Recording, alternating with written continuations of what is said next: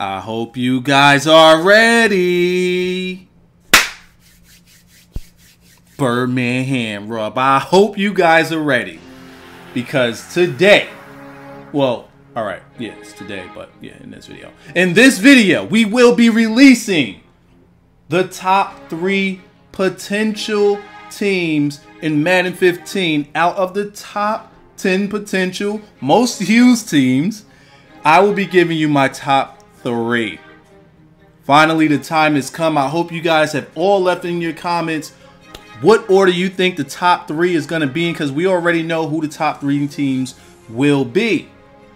Now, for anybody that is new here, there will be a playlist for this whole series. And let me just run this back down, you guys, and explain what it is that we're doing in this video so we're not confused as to what's going on here.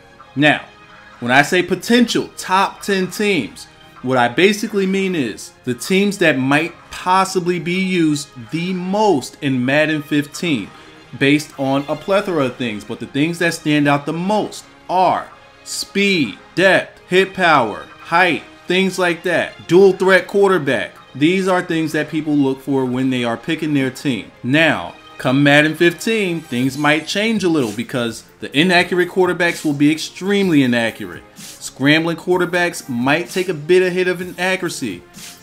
But then you got your pocket passers with good accuracy. They will be getting a boost in how accurate they are. And that's going to make teams like the Broncos and the Patriots and the Falcons extremely playable. So now that you know what it is that I believe people will be looking for come Madden 15 when they are choosing their teams, let's get into team number 3, the Denver Broncos. The Sheriff will be getting a nice resurgence if the Madden 15 info about how quarterbacks throw is accurate. There is a huge hole in the run game, but let's face it, most competitive guys pass the ball heavy, and this team has all types of targets. Fast, tall, slow, great route runners, short-hand receivers. They have it all. Wide receivers, tight ends, and they have guys catching out of the backfield. This team has a ton of weapons.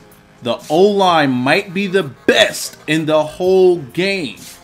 And then you have the defensive line with the addition of Ware, and then you got Miller coming off the other edge. I'm sure people are going to bring Von Miller down to the D-line, and that gives them a serious, stupid, ridiculous pass rush.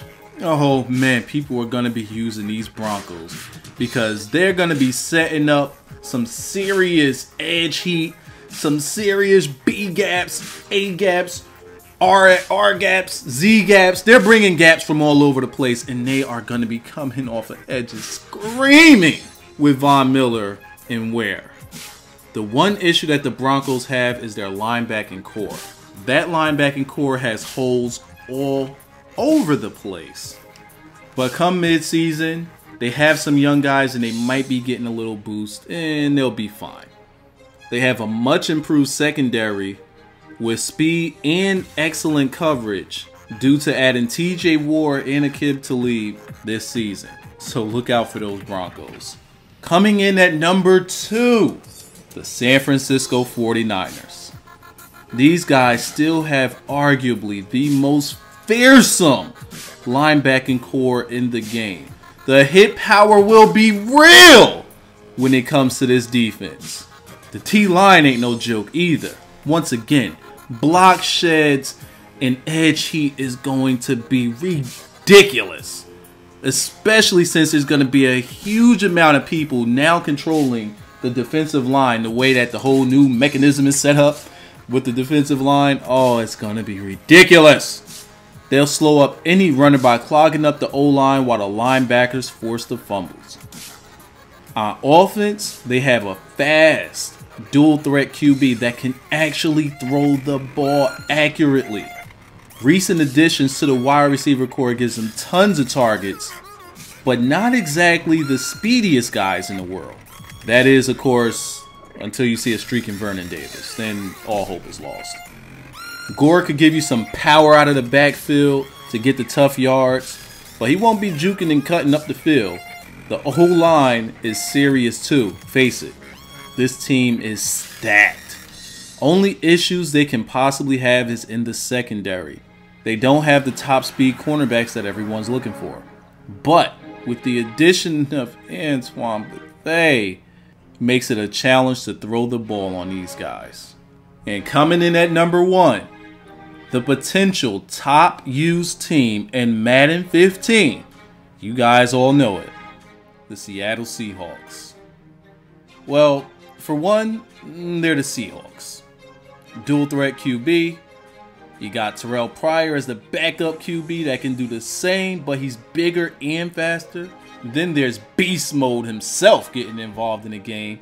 You got a nice mix of speedy and tall receivers, and there's a lot of them. The O-line has some holes in it, to be fair, but they may have the best front 7 when it comes down to pure speed. Then we move on to the secondary. Well, they're called the Legion of Boom. They'll be on the cover when you guys start Madden. Yeah, you see that welcome screen? Booyah, Legion of Boom. No need to explain them anymore. This team is very top heavy and will be used by everyone, if not the 49ers or Broncos. I'm sorry, this team is just completely uncalled for and just superhuman when it comes to depth. Oh God, wait until I show you guys the rosters in the next video. But that right there ends my potential top 10 teams that will be used in Madden 15. I hope you guys enjoyed the beginning of this series. In the next video, I will be showing you all of the teams in the roster that I have, so that you guys could see why some teams didn't make the cut. And as usual, let me know what you guys think. I don't even know if I want to say this. I might not even read it, but I'll say it anyway because you guys are going to kill me anyway. But let me know what you guys think of my top 10 overall. Is it bad? I mean, I'll give you my top 10 again in order. Number 1, the Seahawks. 2, 49ers. 3, Broncos. 4, Patriots. 5, Browns. 6, my Colts. Deal with it. 7, the Lions. 8, the Redskins. 9, the Saints. And 10, the Packers. I know that there's talk about the Bengals and the Jets, and somebody said the Bucks and all of this. In the next video, I will explain to you guys why certain teams were left out. I'll explain why all the teams were left out. I hope to see you guys in the next video. Once again, thank you for all the support that you're giving me on this series. Even though Madden 25 is dead, you guys still showed up for this series, and I love you for it. I do. If I could hug you all at the same time, I really would. Especially if you got a girlfriend behind you. But that's neither here nor there. Hope to see you guys in the next video. If you're new here, go on ahead and subscribe. As for everyone else, please hit that like button, share it with a friend. I hope to see you guys in the next video. I am done talking here. Bye-bye.